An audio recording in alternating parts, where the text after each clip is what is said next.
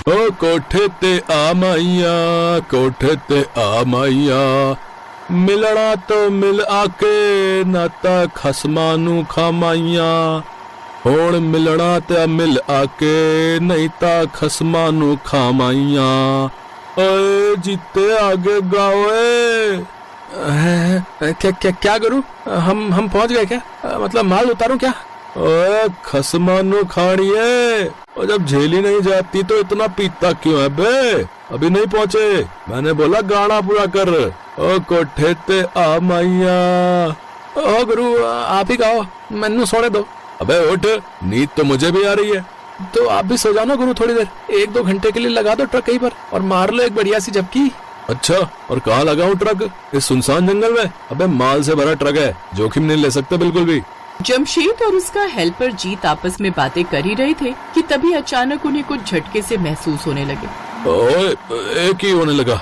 गुरु लगता है अब तो अपना ट्रक भी रुक कर आराम करना चाहता है। जीत के ऐसा कहते ही सच में जमशेद का ट्रक चलते चलते रुक गया और फिर जमशेद और जीत के लाख कोशिश करने के बाद भी स्टार्ट नहीं हुआ। ये देखकर जमशेद ने फिक्र करते हुए कहा, ओए काली जुबान, अब क्या करेंगे बता? करना क्या है? वो देखो गुरु, वहाँ सामने एक ढाबा है, वहीं चलकर पहले कुछ खाते हैं और फिर वहीं चारपाई पर फैल जाएंगे और क्या। और अगर कल ये ट्रक टाइम से मंगलपुर नहीं पहुँचा तो क्या होगा पता है ना तुझे? अरे कुछ नहीं होगा गुरु, मालिक बस 2-4 बातें सुना देगा आपको और क्या। सही बोला, लेकिन उससे पहले मैं तेरा क्या हाल करूंगा पहले ये देख ले। ये बोलकर जमशेद ने अपनी चप्पल उतारी और जीत को मारने के लिए उसके पीछे दौड़ा और जीत उससे बचते हुए सीधे ढाबे की तरफ भागा और फिर।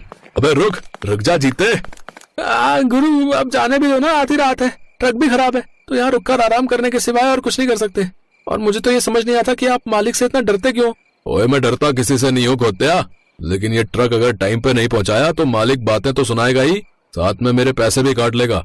और तुझे तो पता है इस वक्त कितनी कड़की चल रही है, बाबूजी का ऑपरेशन करवाना है, घर की छत बनवानी है और छुटकी के स्कूल की फीस भी तो भरनी है। और तेरी भाभी अगर इस बार उसके लिए नई साड़ी लेकर नहीं गया ना तो घर में घुसने भी नहीं देगी, वो बता रहा हूँ। ओहो गुरु, आपके सिर पर तो बड़ी टेंशन है, लेकिन मैं भी आपका चेला हूँ, आपकी टेंशन भगाने का पूरा इंतजाम है मेरे पास। ये कहकर जीत ने अपनी जेब से शराब की एक छोटी सी बोतल निकाली और उसे जमशेद को पकड़ाते हुए मुस्कुराने लगा। ओए जीते, तू ये कब लाया और इसके लिए पैसे कहाँ से आए तेरे पास रे? गुरु अपना तो सीधा सा उसूल है, खाने को कुछ मिले ना मिले और पीने का पूरा इंतजाम होना चाहिए। और अंदर भाई तू ही पी, मैं तो बस कुछ खाऊंगा। हाँ भाई, क्या क्या मिलेगा खाने में? भाई रात का 1 बज रहा है, अब क्या मिलेगा खाली बर्तनों और कच्चे माल के अलावा? है ये तो गड़बड़ हो गई गुरु। 1 मिनट, क्या कहा आपने? खाली बर्तन और कच्चा माल? कच्चे माल में चिकन है क्या?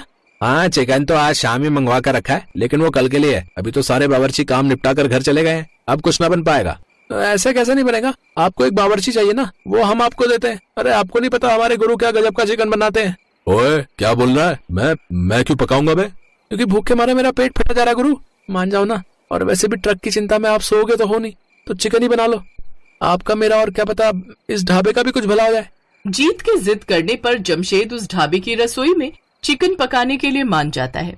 असल में भूख तो उसे भी लग रही थी, तो उसने बड़े ही मन से वहाँ 3 लोगों के लिए चिकन करी और तंदूर पर गर्मा गर्म रोटियां सेकी। और फिर पहला निवाला खाते ही जीत ने आंखें बंद करते हुए कहा,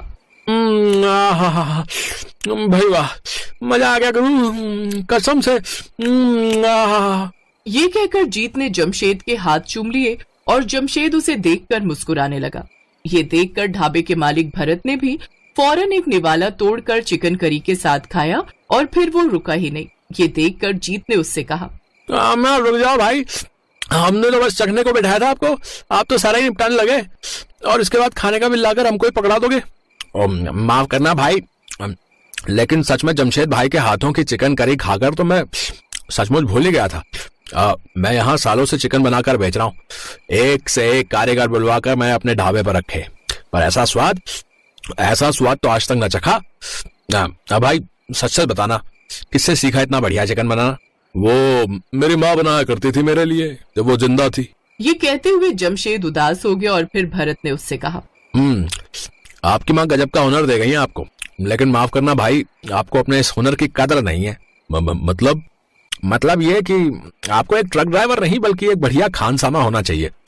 आप चाहो तो क्यों ना कर दो। सीधे सीधे पूछता हूँ, मेरे ढाबे पर काम करोगे? दिन रात ये ट्रक चलाकर जितना कमाते हो उससे दोगुनी पगार दूंगा और दिन के सिर्फ 10 घंटे काम करना होगा। भरत की बात सुनकर जीत और जमशेद एक दूसरे को देखने लगे और फिर जीत ने जमशेद को साइड में ले जाकर कहा, क्या सोच रहे गुरु? फौरन हाँ कर दो, इससे अच्छा मौका फिर नहीं मिलेगा। लेकिन अपना ट्रक, उसका क्या होगा? फिलहाल इसे लेकर मैं चला जाऊंगा और इस डिलीवरी के बाद इसे खड़ा कर दूंगा घर ले जाकर। और मुझे ना ये भरत सही आदमी लग रहा है। आपके साथ साथ मैं भी यहीं पर काम पे लग जाऊंगा। दोनों मिलकर खूब पैसा छापेंगे और फिर सारी परेशानियां दूर। जमशेद को अपना ट्रक ड्राइविंग का काम छोड़ने का मन तो नहीं था, लेकिन फिलहाल उसे पैसों की जरूरत थी और ज्यादा पैसे कमाने का ये अच्छा मौका था। उसने भरत को हाँ कह दिया और अगले ही दिन से उसके ढाबे पर चिकन की कई डिशेस बनाने लगा। मेन हाईवे पर होने की वजह से भरत के ढाबे पर हर रोज कई बसें और गाड़ियां आकर रुकती थी, इसीलिए ग्राहकों की कमी नहीं थी उसके पास। और अच्छी बात यह थी कि वहां आने वाले हर ग्राहक को जमशेद के हाथों का स्वाद बहुत ही पसंद आ रहा था। भरत ने कुछ ही दिनों के अंदर अपने खाने का रेट दुगना कर दिया। उसके बावजूद ग्राहकों की तादाद बढ़ती ही गई और फिर एक दिन, उफ, भरत भाई ये चिकन खराब है, हमें इसे वापस करना पड़ेगा। दिमाग खराब है क्या? कटा हुआ चिकन वापस कौन लेगा? और वैसे भी ये परसों का आया हुआ है। तभी तो खराब हो गया। मैंने पहले ही कहा था कि चिकन कुछ कम मंगाओ, देखो हो गया ना खराब। कुछ खराब वराब नहीं हुआ है, तुम बढ़िया से पकाओ इसे, लोगों को कुछ पता नहीं चलेगा। क्या बात कर रहे हो भरत भाई, मैं ऐसा नहीं कर सकता, लोग इसे खाकर बीमार पड़ जाएंगे। अच्छा, और अगर तूने अभी के अभी इसे नहीं पकाया तो ये तेरे लिए अच्छा नहीं होगा। जमशेद को भरत की बात और उसका बर्ताव बिल्कुल भी पसंद नहीं आया। वो फौरन जीत के पास गया और बोला, जीते चल, अब यहाँ काम नहीं करना। क्या बोल रहे गुरु? अभी कल ही तो आपको पहली पगार मिली है और यहाँ काम नहीं करेंगे तो क्या करेंगे? फिर से ट्रक चलाने का इरादा क्या? हाँ, ट्रक भी चलाऊंगा और चिकन करी भी बनाकर बेचूंगा। मतलब? जमशेद के दिमाग में पूरी योजना तैयार थी। वो जीत के साथ जाकर अपना ट्रक वापस ले आया और उसी ट्रक पर उसने भरत के ढाबे के ठीक सामने एक नया ढाबा खोल दिया। जमशेद के इस चलते फिरते ढाबे पर लोगों की भीड़ पहले ही दिन से जमा होने लगी, क्योंकि जमशेद के पास पकाने के हुनर के साथ साथ एक ईमानदार दिल भी था, जो किसी भी सूरत में अपने ग्राहकों के साथ बेईमानी नहीं कर सकता था।